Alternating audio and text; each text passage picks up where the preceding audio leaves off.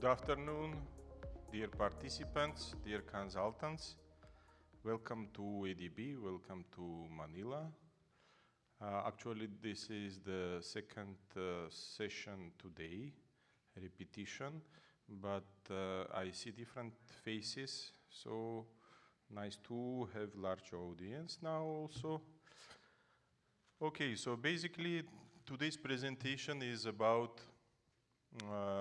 the main ways and issues how to prepare the good and attractive proposal and how to have a success with consulting firms proposals preparation in ADB projects, and what are the common mistakes and omissions, and what are the mitigation measures.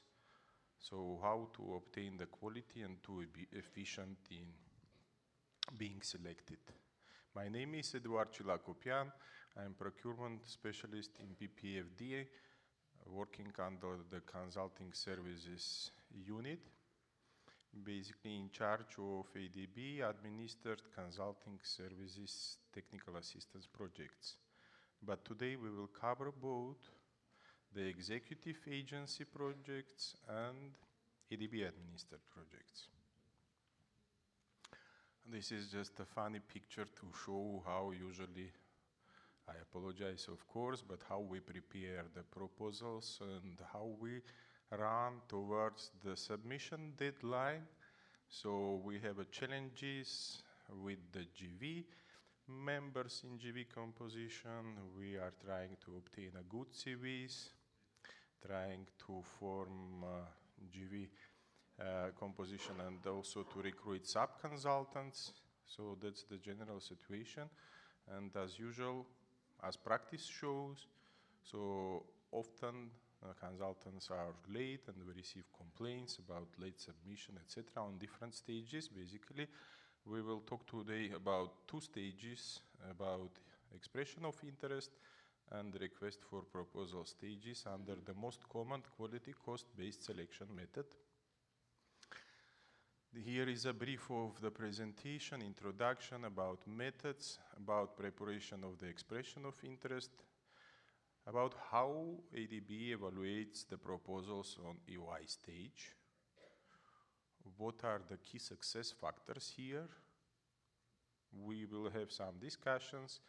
If any of you have any question during the presentations, please free to ask the questions on any stage at any time. Then we will cover RFP preparation and RFP evaluation. Then we will have also discussions about the technical and financial proposals, submissions. So basically today we will cover a bit from the beginning the general procurement principles and the documentation.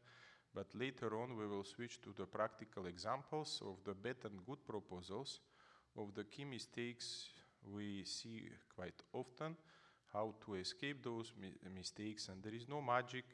It is very clear and very logic how we evaluate and what you present. And you will be surprised what we sometimes find out in the proposals, even in the proposals of the top 10 consulting firms in the world.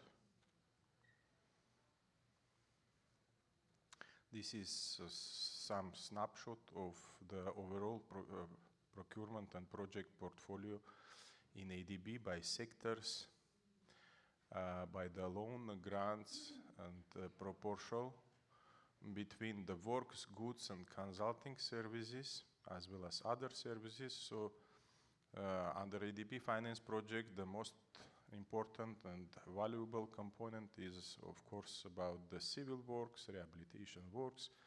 As of now, as of this month, under 2025, we launched about 3.2 billion projects for works, about $500 million for consulting services, and quite less for the goods. Yeah, the most of this volume goes to the transport sector, then agriculture, water, etc. And regarding the consulting services, So most of them are under the public sector management, then agriculture, finance, energy, transport, and down. Oops. Here is a picture about two types of consulting services we have.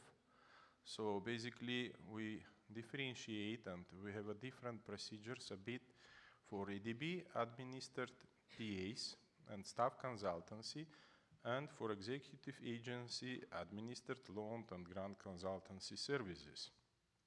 In case of ADB administered consulting services, ADB is responsible for procurement process.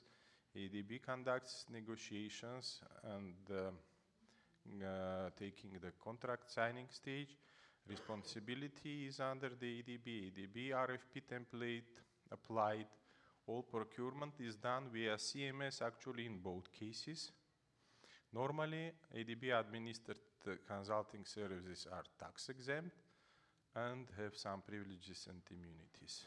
Under ADB administered consulting services, executive agency responsible for procurement conducts negotiations, signing a contract, responsible for payments. We apply harmonized RFP, which is published on ADB website. We accept mainly hard copies for the RFP stage, for second stage. And the first part, UI stage, is conducted via CMS. Tax status depends on the country procurement system and general and country specific, and there are no privileges and immunities in case of EA administered consulting services. So this picture shows what kind of projects usually covered by consulting services. So consulting services, we need consulting services in project preparation stage. For the project preparation, technical assistance, TAs, for feasibility studies, preliminary design, some policies, capacity building, in procurement planning, then during the project implementation, design, supervision, project management, etc. Then we have knowledge products and require sometimes capacity building studies, knowledge sharing, and stuff. Yes? Sure. Whoops.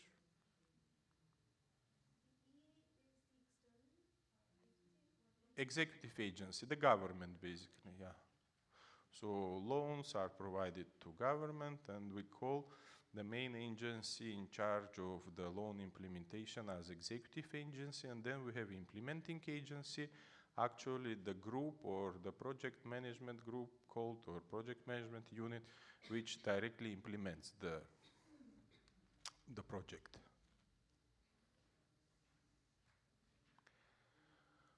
Also, we have different procurement procedures covering ADB administered procurement and executive agency administered procurement.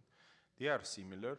The important part, which is procurement policy, applies to both, and procurement policy informs about core principles, procurement principles, which are efficiency, effectiveness, competition, fairness, transparency, value for money, basically 6, yeah, that govern the procurement of goods, works, services, consulting, non-consulting. Then we have procurement regulations, which inform and govern the procurement of goods, works required for the project in more details. So they cover all selection methods, all procedures in more details. And then we have separate tender documents for recruitment firms and individuals in case of consulting services. There is a user guide on selection of consulting services for the borrowers, and standard request for proposal documentation, as well as all other documentation necessary for submission of bids. Interesting to know how many consulting firms here we have representatives from. Okay. And individual consultants? None. Good. Executive agencies? None. So almost all, okay, some. And consulting firms.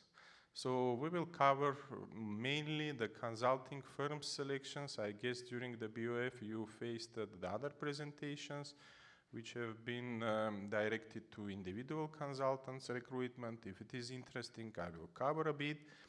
And for executive agency, actually it will be interesting for executive agency also because it shows some practice applied by executive agencies in the world. I was going to talk about myself, but I forgot, I guess. So prior to joining ADB, I worked as an individual procurement consultant for 10 years in Central Asia mainly, and in Manila, in Philippines also. And prior to that, worked in the water sector, was executive on the side of executive agency as a project manager or project director for ADB, EIB, EBRD, French agency and other donor agencies. So evaluated quite number of consulting services and proposals, and whatever I present today is based on my prior experience and also experience here as a staff already.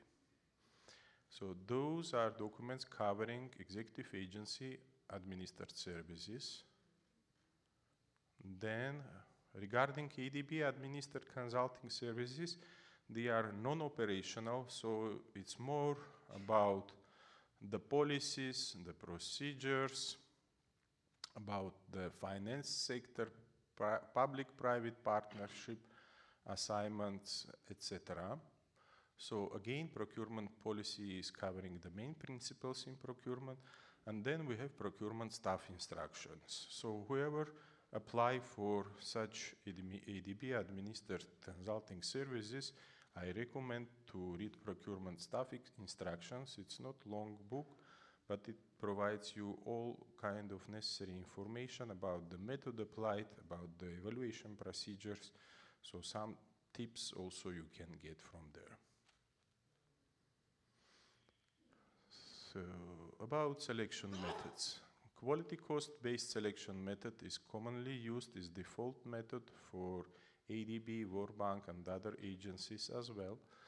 And it applies weight scoring of 80-20, 70-30, 90-10, depending on the decision of the executive agency or ADB, and depending on the size and specificity of the project. Then we have range of services, range of the methods which are also applied, but rarely. It's quality-based selection, fixed budget selection, list calls. Any of them is specific and covering specific area and upon some budget. Yeah. So for QCBS we have no budget cap. Yeah. QBS no fixed cap, but then for FBS budget must be declared, and list cost selection we apply usually for the assignments of less than 100K, yeah, 100,000 USD, and then CQS. And the interesting method is also simplified consultants qualification selection method. I don't know if any of you participated in such an assignments where this method is applied. It is single stage method and pilot one, and applied at the moment only for ADB administered consulting services. It's faster 2 times, but not yet applied for the loan projects. Maybe it will be applied soon. It's more efficient, more straightforward, but it has also its pros and cons. So you select only one firm, there is no shortlisting, and basically it's like one-stage process. So we require from the firms to submit kind of RFP directly during this one-stage selection.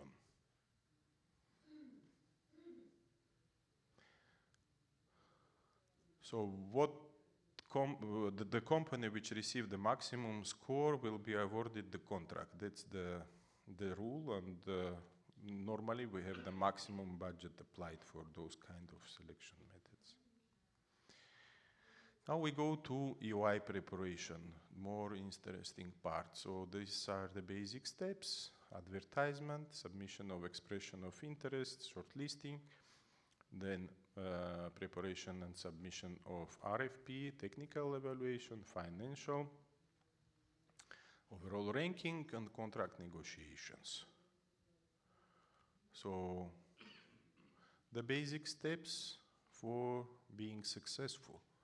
So collect relevant business intelligence, networking, what we do now probably during this BOF, it's a good opportunity to discuss your issues or active your problems with the ADB staff, with procurement staff, with sectoral staff, as well as in between you consultants.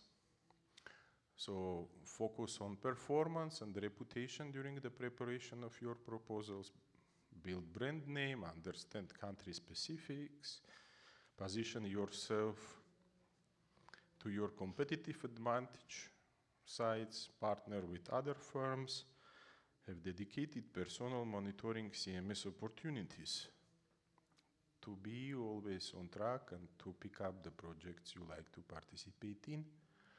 So then we move to conditions to create competitive high-scored UI, step by step, and then we will have an example of the evaluation table, and I will tell you some insights, and probably many of you even does not know how usually UI evaluated, because we are saying that UI is not so much competitive process. So the legal competitive process starts from a request from proposal. But here on the AOI stage, there are some, not secrets because it's publicly available information, but some insights maybe you do not aware of, so we will cover them.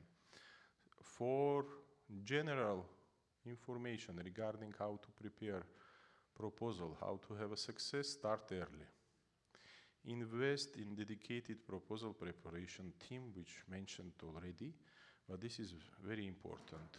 We have often firms, top 10, presenting some proposal which is mostly copy-paste from other sectors, from other selections, which is not properly filled, and we have a feeling that it's kind of automated process, and the person who is in charge of preparation of UI or RFP is young professional without experience, not guided, and then what we have not fully compliant proposal and can be evaluated or scored not properly.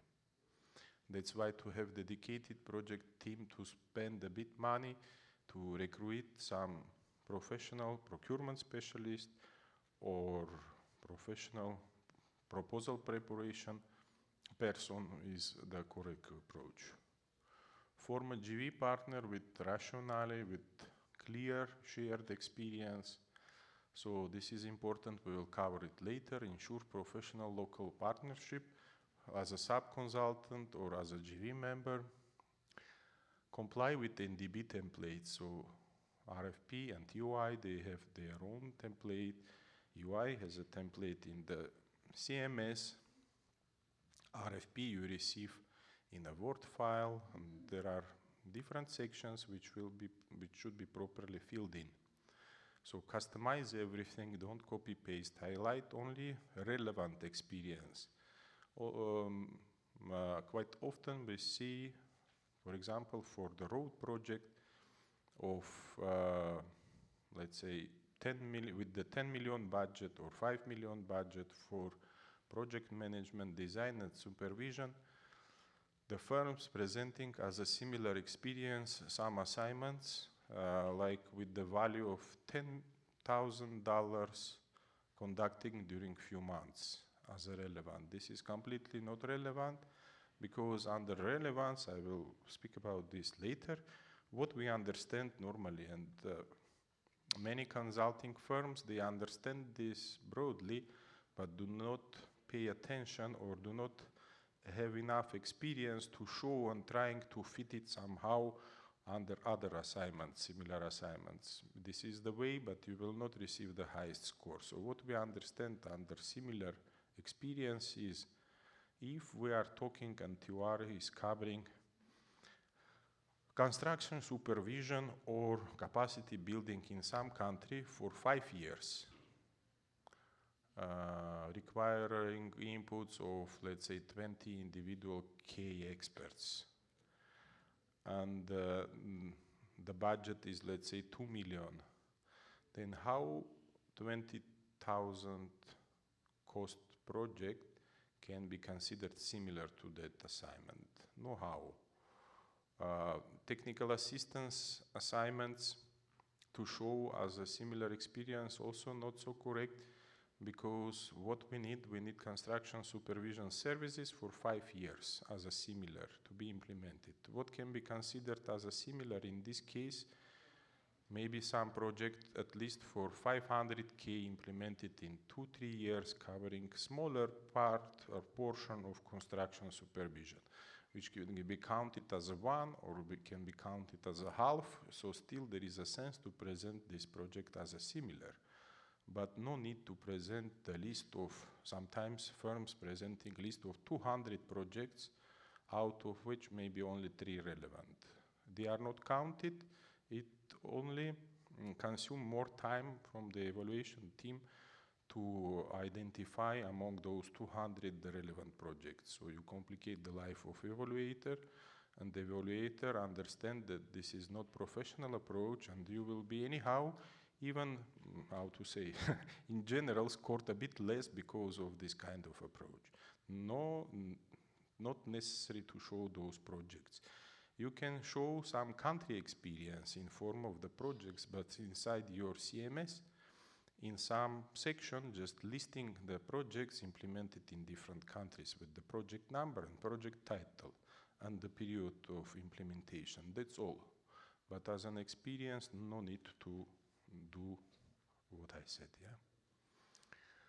So you should provide the certification. Here ISO is mentioned, just an example. So normally all known firms, they have quality certification, environmental certification, health safety certification. This is the must trend now. It is not obligatory required, so you are not disqualified or qualified if you have mentioned those qualifications in your proposal, but there is a specific dedicated score for that part, and if you do not provide it, you will receive less. And whatever we are talking about today, each section, and probably there are different sections of in stage of EY, like 15 places or stages where you fill your qualifications inside. So missing each part and receiving less 5 points score in each part will bring you to have difference in the scores of 50 or 100 in the technical proposal, which is substantial already. And in case of 90-10, 80-20 ratio, yeah, you will fail actually with these 100 points. So please pay attention for all of this. Introduce methodology outline. There is also requirement in EOI to present a small brief approach and methodology. It's not the same as in RFP, so no need to duplicate or to present 30 pages here. It can be just 1 paragraph outlining your general approach and methodology. And this is the must, and there is a score on, for this, and you will see it. Some firms just do not fill it and leave it blank. Some firms leaving blank the comments on the budget and comments on the TUR. There is also dedicated score for this. You receive 0 for this, you receive less points.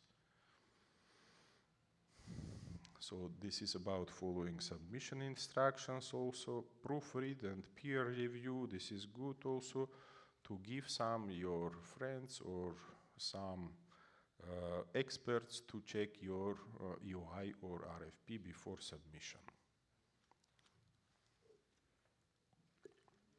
Here, some information about conflict of interest, just to be aware. So one is a dual role of conflict, a firm providing goods or services for a project. That firm cannot also offer the consulting services for the same project. We have assignment overlaps cases. A firm cannot be hired for multiple assignments that may conflict with each other. There is case of undisclosed interest, failure to disclose actual potential or perceived conflict of interest during the bid submission or contract execution, also may lead to rejection. Then unfair competitive advantage. So if you provided some services prior to the services for which you apply for, and have some documentation or some feasibility studies already done, or some preliminary design done, and then you apply for the services for the detailed design preparation. You having those, let's say, documents already done gives you advantage of 50% in terms of time, in terms of amount already to be saved for the detailed design in comparison to other consultants, who are unaware about the country situation, about the project, and so on. So you still can apply, and there is no restriction, but you should disclose this information, and basically executive agency should act properly in time and disclose this information in the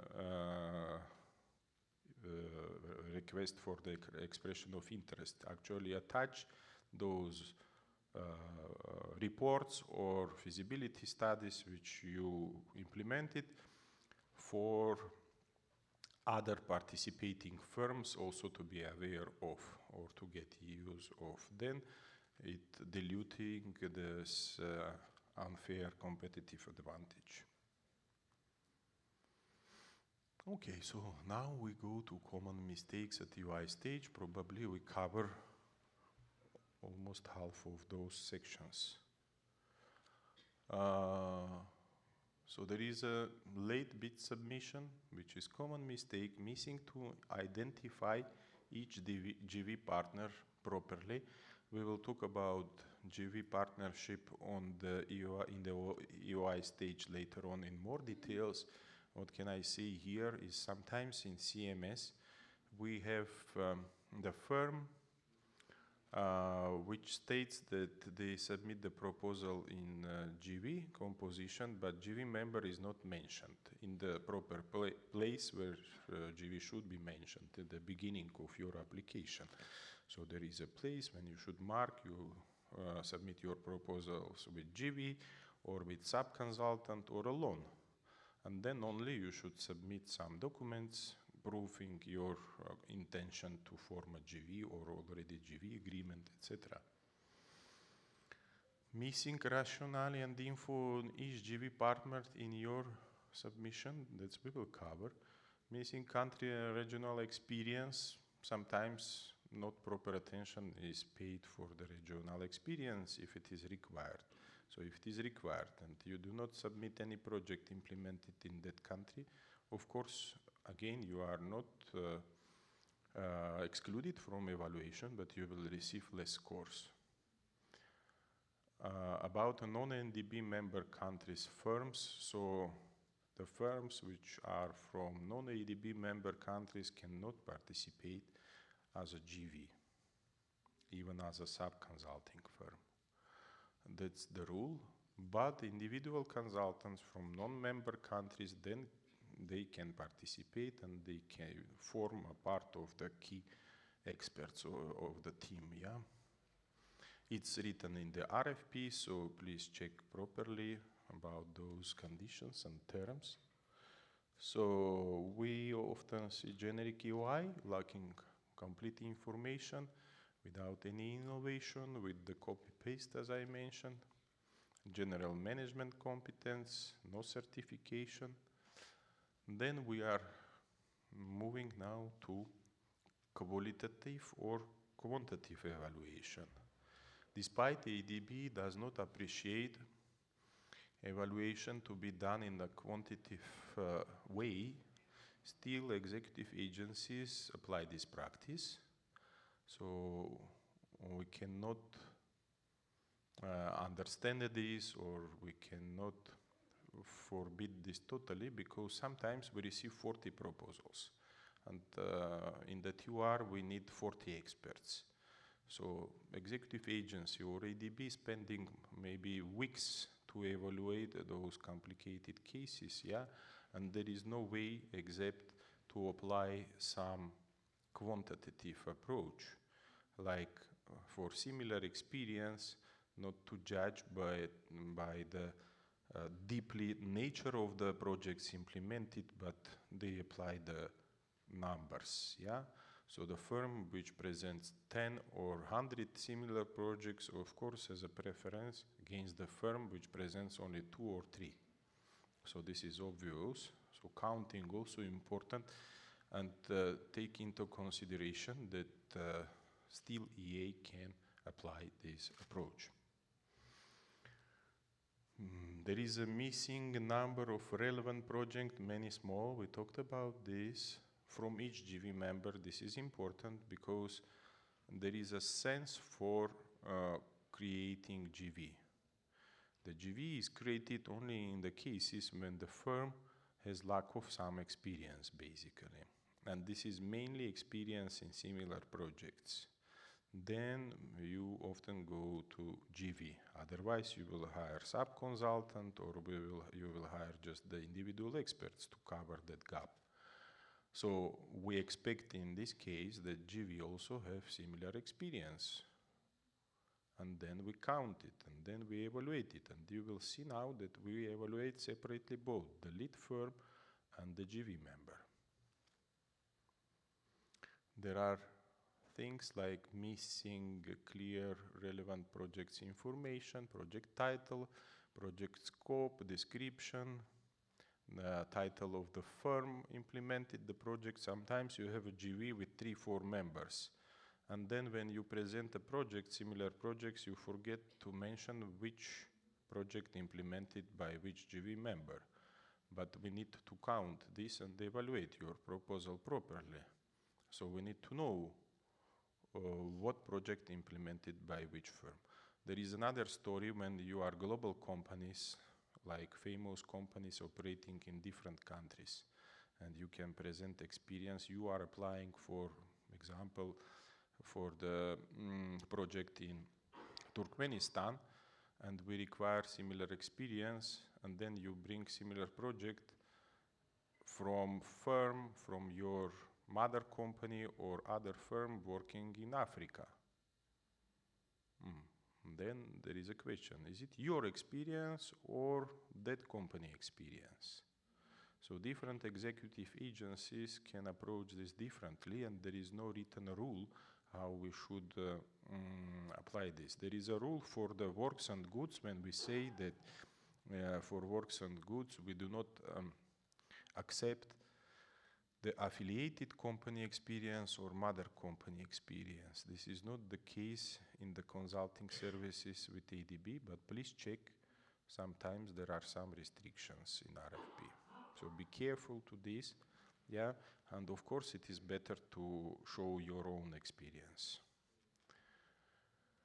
Then there is no information about the amount of the services implemented under the similar project. Some companies just listing projects and then saying that the amount is confidential. So yeah, we understand, but we need to evaluate that project. Is it relevant or not relevant? So sometimes we see the firm listing 10 projects, which is the maximum requirement. Please don't limit yourself with this, and if you have 100 relevant projects, provide it as an attachment and mentioned in the text of the CMS that you indicated 10 projects as a requirement, but you have 100 and you attach this in the specific section, yeah, for us, for easy understanding of your experience. Of course, the firm, if we require maximum 10 and firm presented 100 and another firm presented only 10, the one which presented 100 despite the maximum of 10 receiving a bit more score than the other. Sometimes there is no percentage. We see that the similar experience that assignment implemented by GV, but then we do not see what is the proportion of the amount implemented by your company.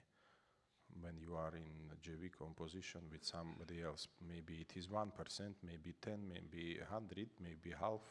So we need to know this, and this is also requirement of the template, so please fill it properly, otherwise you will be not evaluated properly accordingly.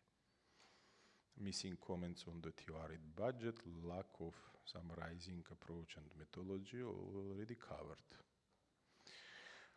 So here is measures to avoid ensure profile in CMS. So basically ensure everything what was covered by the previous slide. So ensure proper preparation of indicate ISO certification or others by each GV member. This is also important. You have different sections in the UI with different qualification requirements. If you apply with the main 2 GV members or 3 GV members, no need to provide 10 pages about one GV member and 0 about another. GV means something. Why you enter GV? Because your company has this experience, GV has this experience. So both have a management system, some certification system. So mention both. Sometimes firm just omitting these, and then in the UI stages, the firm presented information for only one GV member, rated accordingly, receive low scores, and sometimes is not shortlisted. And then you will see now, later on, why and how, because each GV member has its own score. Again, team leader, lead firm, one assigned score, and GV member another. So if you do not present from GV member anything, you will receive not 0, but 10 or 20 instead of 100 for those qualification criteria. Here is example about what I was talking before. So it's the example of UI evaluation table, which is available on ADB website. This is just an example with the weights assigned to the sole entity in case of sole entity and in case of GV member.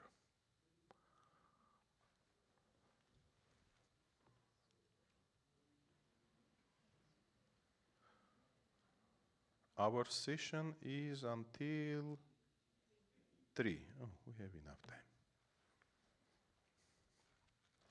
So look, when we consider single entity and evaluate single entity, so firm participate alone or with some consultant. By the way, sub-consultant is not evaluated. There is only one place, one score which is relevant to the sub-consultant, it's here. So GV partner or sub-consultant permanent presence, local office. If before sub-consultant was evaluated as a GV member in the same way, now sub-consultant is not evaluated. So if your firm submitted a proposal with sub-consultant, it is considered as a sole entity.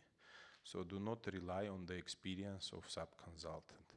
Because again, there is a meaning of sub-consultant and meaning of GV. GV is responsible for services in the same way as you are responsible. And sub-consultant is not responsible for anything. And you cannot receive the money via sub-consultant. So sometimes we see the cases when expression of interest is presented, let's say by global firm as a lead firm, then some GV member and some sub-consultant. And during the EOI submission stage and close to the EOI submission deadline, we receive sometimes emails stating that we want to revise our team composition.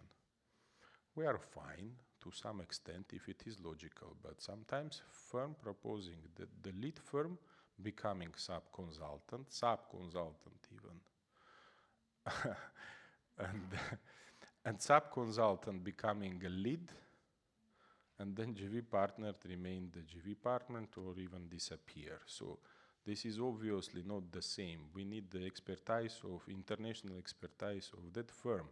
How comes that they participate in a one way and then turning in another way and putting a sub-consultant as a lead without having experience? It's not the same, so this is not acceptable practice. Everything should be logical. Again, sole entity. So look, there is a distribution of the weights in between management competence, technical and geographical competence. So three key areas of experience, expertise we need to evaluate. So the more scores are allocated for technical competence. Less score is allocated for management and for geographical experience. Then for quality, project management, approach and methodology, each rated equally like 6.67. This is just an example. Normally this is the case. So more or less in your case you will have such kind of allocation of the scores. For technical competence, firm experience vis-a-vis sectoral focus, meaning if we require the project management services in transport sector, so we evaluate here the transport sector experience. If we require in the water sector, so water sector experience. Some firms mainly work in one sector, rarely, but this is also the case, like in transport, and they apply for the water project. Still it is project management, so of course project management more or less similar in different sectors. The tasks and the outputs are the same, but nature is not the same. That's why we require both to be combined. In the 2R you will see that we require project management in water sector or in transport sector, so you should consider both. You should not rely only on that fact that you are professional in the project management, but you are in transport and you are applying for agriculture or water and you will be rated the same. No, it's not like that. There are scores for each kind of those criteria. Then experience vis-a-vis the 2R, meaning that whatever is required in the 2R, it's rated here. Number of similar projects undertaken as a lead partner or in the GV. That is what I was talking about before, like you should show the percentage of your participation. So it can be, those two criteria can be in one actually. Number of similar projects undertaken when firm is a GV. So lead evaluated separately here, GV separately, but and this is again just example. Normally they are merged, so number of projects implemented just, yeah. Then those yellow one we omit here because they related only to the GV case, yeah. And geographical experience with country, regional and permanent office presence. So now when we move to the evaluation of GV partner, you see that the scores are distributed somehow in between the lead partner and GV member. So basically for management, it's also logical, the more responsibility on the lead company, that's why it's rated out of 20, like the scores allocation from 20 is 15 for that requirement. And contribution of the GV partner to management is rated as a 25%. Then regarding technical competence, so as the same as for single entity, everything is required for the lead company, but for GV partner we require what? Rationale for GV composition or sub-consultant, and GV partner experience vis-a-vis the 2R. If we require the supervision experience in the road sector, it should be here, right? If we require project management services, it should be shown here by GV member and scored for GV member. And those two criteria here rated 20 out of 60, so it is still quite substantial, let's say, score. And if you do not pay attention and you selected some GV partner without experience, without local presence, you will not receive here anything and you will be scored less. So please pay attention for this. For geographical experience, again, country, regional, local for the lead, And then for GV member also country, regional, and then permanent presence. So here it's duplication, right? Actually, and the same scoring is given for GV member and for the lead firm, which is also normal, logical. Any questions? Yes, please.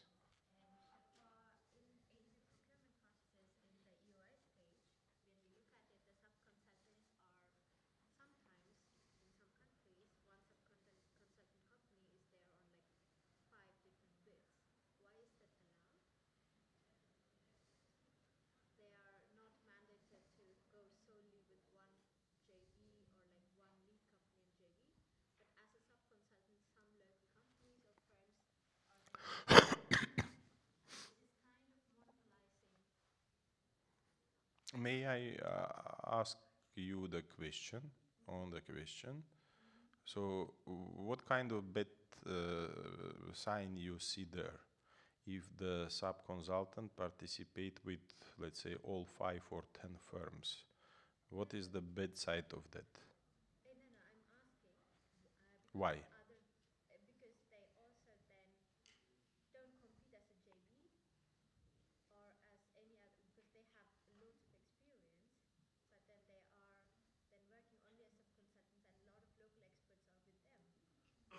Okay, right, you are correct. Well, again, it's very interesting question. Thank you very much.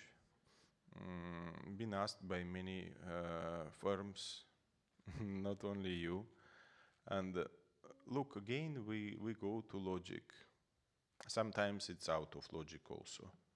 Why we need local presence? Because project implemented, let's say in Africa. Africa is not member country, just an example, yeah. So we need local expertise. If the consultant, the firm, even famous firm is coming to provide what? Depends on the services, yeah? Like public awareness campaign.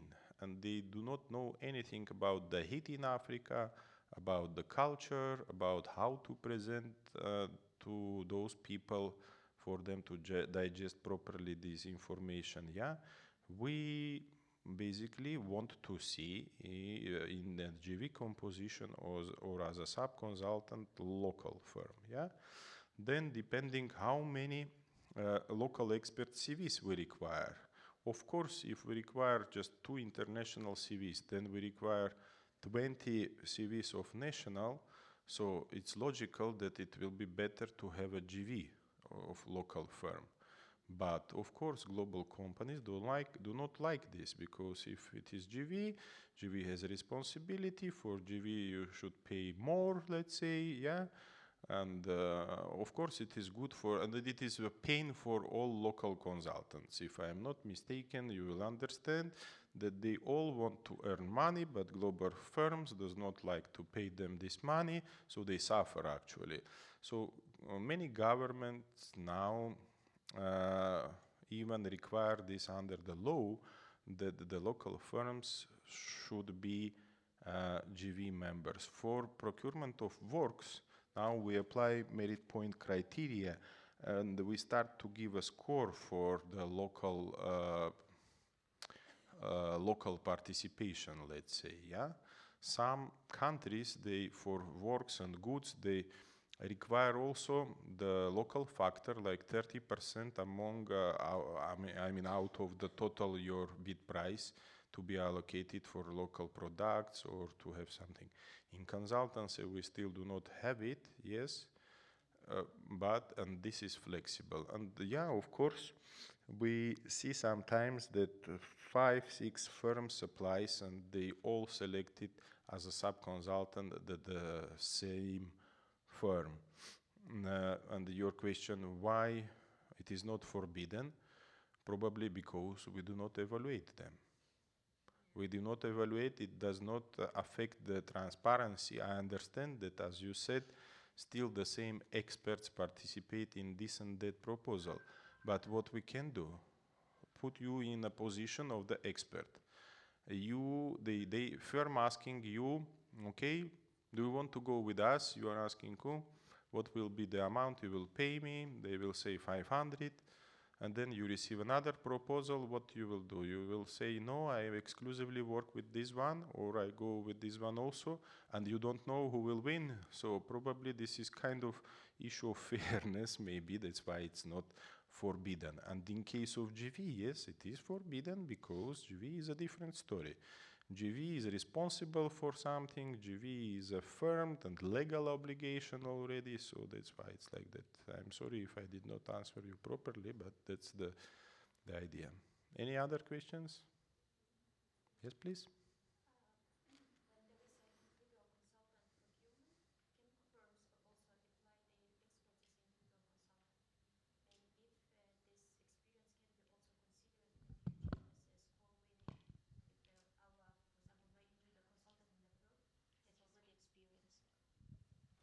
Do you mean that if individual experience is considered under the firm as a firm experience, or I did not got you properly, sorry? Yes, maybe not fully, but I'm meaning also that because in my firm I will have already individual expert who has already experience on the field. And in other way also that when there is a procurement, not only for the firms, but also individual consultants, can firm apply their individual experts there and through the company? Yeah. Yeah? Yes. When you register, if we are talking about ADB and we are talking about ADB, all experts and firms should be registered in CMS and receive CMS number, etc. For individual, when individual registered in CMS, there is a set of questions to be filled with answers and so. And if I'm not mistaken, I don't recall it by heart, but there is a section when you declare, are you individual freelance consultant, or you are consultant working with the firm, but with the right to have a private practice. This is a second option to select. And third option is to select that you are consultant but working under the firm. So basically you will provide the firm invoice, and ADB, if I'm not mistaken, I'm not in the consulting services for individuals so much, but in my understanding, you can ask for more fee. So your remuneration rate can be higher, considering that it's under the company, and the company should pay taxes, etc., under this amount. Yeah. So to answer your question, yes, firm is allowed to bid as a individual, but it should be in a form that firm should represent somebody, should provide some CV, some name, saying, yeah, we apply like a firm, but with this person. But experience of the person cannot be considered as experience of the firm. What we always, not always, sometimes we see is that individuals creating some company at one period of time, yeah, and then they show like company just established with zero experience, but then they show their individual experience under project implementation somewhere as experience of the company, which is not fair actually, so this is not acceptable. Another question about evaluation for the individual consultant. So is there also any criteria for the rates, or is also evaluated through the formula? So it comes like who is the best qualified and like cost efficient? We will reach this section soon. It will be second part of the presentation, because evaluation of CVs for the firm's case is also part of the evaluation. It is very similar to the individual's evaluation. There is no formula, but basically it's standard criteria, set of criteria. 50, I can answer you immediately. So 15% is given for education and general experience, 70% is given for specific experience, so which is required under the TUR for individuals, and 15% basically required for the country and regional experience. And you should always carefully look to the TUR. If the language is not required under the TUR, proficiency in English or in Chinese or in other language, so this will not be evaluated. If it will be evaluated under country and regional, etc., so other experiences, yeah, under that 15%. Then about education and general experience, it's basically 7.5, half-half given for general experience, let's say 20 years, easy for executive agency also to evaluate you. So from the beginning of your career, sometimes what consulting firms also interesting to mention Amit, like expert has in general 60 years of experience, but firms showing only the last 20. Yes, this is good practice, acceptable, but from the other point of view, if he has 60, why not to show those all 60 without many details? Just show the 60 years of experience, like 40 years in this and this sector under these positions. That's all, one line, yeah? Then this person will receive more score for those 15% of allocated for general experience and education. Education basically, so yeah, you ask this question now, I will answer now, we will escape later. For education, bachelor degree usually rated as out of 100 for that 15%, yeah, this 15 again represented in 200. So bachelor degree is like 70 minimum passing score. With some certification can be 75, 76, up to 80. Master starts from 80, sometimes 75 maybe, depending on the ideas of executive agency, yeah? Up to 85. And then PhD is rated as 90 already with some certification or some training experience, can go up to 100. Normally 100 is not assigned because 100 is brilliant and nobody brilliant.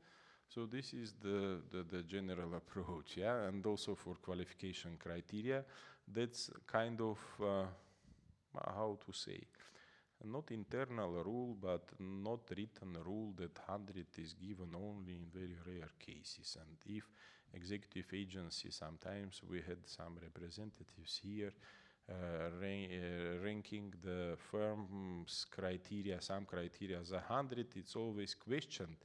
And that's kind of secret for you also. And the executive agency should explain why they rated 100. And they should explain also why they rated below 70. So everything which is rated below 70 should be detailedly explained. Everything which is rated 100 should be explained in details. That's also for your information. I guess I answered your question. Yep. Yes?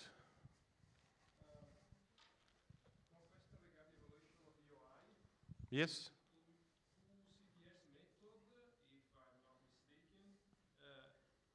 Thank you. There is no, in QCBS method, there is no need or there are no requirements regarding the CV, if I'm not wrong. Right. Okay. So, but however, often we include in the OI some short biography of potential team members. Right. To show that in any case the company has manpower in line with the requirement. This approach or this aspect can provide really some additional benefit or can provide some additional point, or is not necessary? I mean, all questions are good questions. Thank you very much. This question is asked by many firms. Actually, I don't know why. But sometimes firms' approach is the following. Even the one who has in its portfolio, let's say, 30 awarded contracts over the world for billions, but sometimes, depending on the person who is in charge of the proposal preparation and maybe based on the management ideas, they try to put as much information as possible in the CMS and in their proposal, which is actually not to be like that. It's not correct. It's not like as much as you give as a quality better. No, it's not the same. And what I heard also that many companies require their, let's say, responsible persons to include the CVs on the UI stage. And they ask the CVs from the sub-consultants also and from GV members. That's not correct. We do not need CVs. Yes, we need a bit this team composition. And there is a place in the UI when you should mention your team composition, yes, but very briefly, just one table with indication that this is just expected personnel and not factual personnel who should be, because you never know how long evaluation will take, 5-6 months, and maybe none of those experts will be available. So this is not, it will not affect your score drastically. If you include or no, I mean if you include or not include CV, zero difference. But if you include some information in the relevant place, it will give you, let's say, 5 or 10 out of 1,000 more score. Yeah. So in the CMS for an UI, you need to submit 10 credentials or qualifications. In the CMS system, there's this place for submitting only 10 relevant project experiences. Right. My question is, given that you are not evaluating sub-consultants' qualification, most Right. of the UI, so then is it only the lead firm or the JV partner's experience needs to be put in those? Yes. Again, there is a logic here because normally sub-consultants, they are local entities, small, and they do not possess that experience required for that assignment. So when we require, let's say, 1 or 10 million similar project experience, those firms, they do not have it. Sometimes they probably participate, like in such a big projects, but their share is just 10 and 20%. That's why I mentioned when you show the firm and the similar project, yeah, we need to see the composition because there is a requirement to show if it was GV assignment or with sub-consultant, what was the role, yeah? So requirement to indicate the role and then indicate the percentage of the share you had in this contract. So can we go ahead? Yep. What time is it now? 20 minutes. I can briefly show you to excite you for second part of the session after the break if you want to stay or not. And then we continue to go to a bit in advance. What we have this here, confidentiality, just to be cautious, yeah, in future, different type of the technical proposal we require under all those methods, QCBS, CQS, etc. Here is interesting evaluation criteria. I will present you how to understand the RFP requirements, what is expected from your firm. It's expected more that you should provide, let's say, strong CVs, or the firm experience is more, how to say, prevalent in our requirements. Yeah, because there is a different weights allocation for different criterias here. Then we have just general explanation of clarification criteria for approach, methodology, common mistakes. Here about the CVs you asked about, how we rate the CVs for individuals and for the firms. It is a very common distribution of the scores for World Bank, ADB, AIB, all of them, all of IFIs, and not only using this type of, sometimes this scoring, let's say, weights distribution can be a bit changed. Swift, like for project experience, can be 60% allocated, for education and country 2020, so a bit variety, but the general idea is this. Mistakes in preparation of CVs we have. Other mistakes which can lead to disqualification. And then we go to RFP preparation, so how to prepare competitive technical proposal, final success, And then I guess maybe this is the most interesting part, like for the previous session, similar session we conducted before lunch. We take more time for the first sections and UI, and I have not been able to properly explain this, but this is for you more interesting probably, how we rate your RFP.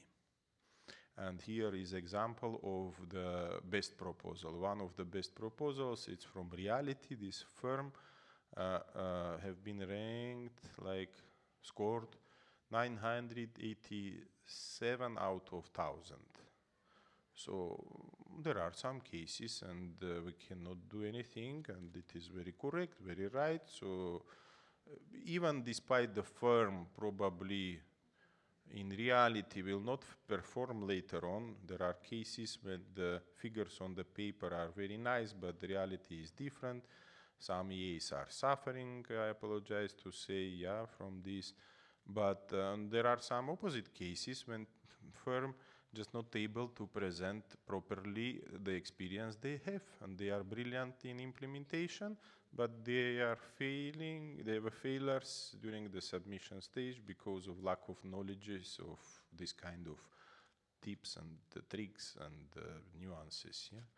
For example, so here is just one example of the ranking of the firm. So for what we pay attention, how we score, yeah, in which cases, for experience, for understanding of methodology. So each procurement expert in the executive agency, in ADB case, it is, we call it user unit, so sectoral department, they evaluate the RFP and prepare this table to prove to the, and to discuss during the consultant selection committee meeting, and to prove to each other, each member prepares this table which proves its score, yeah, its scoring. Oops. Here there is example brief about ranking and scoring of international and the national consultants. So what are the weaknesses, what are the strengths? If you are interested, I can talk more about the weaknesses we face during the evaluation. When we can score 0, it is rare cases when we can score 0 the consultant and it's written in RFP. There is a statement about scoring 0 the consultants.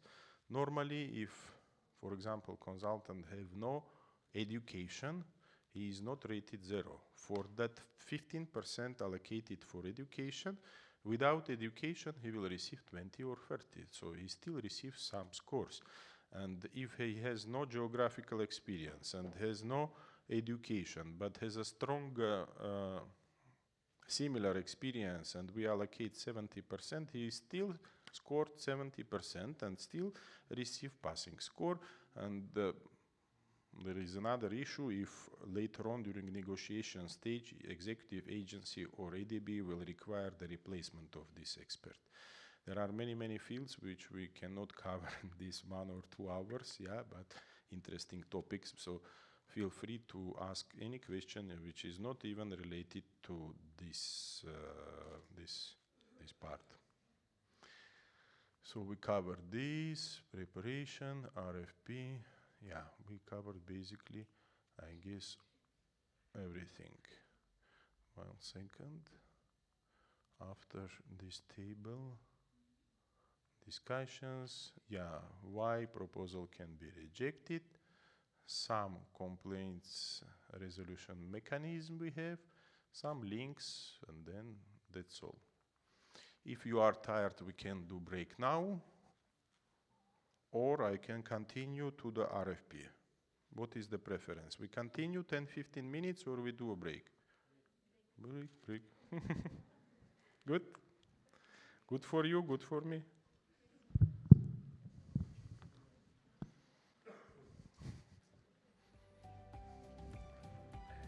Yes?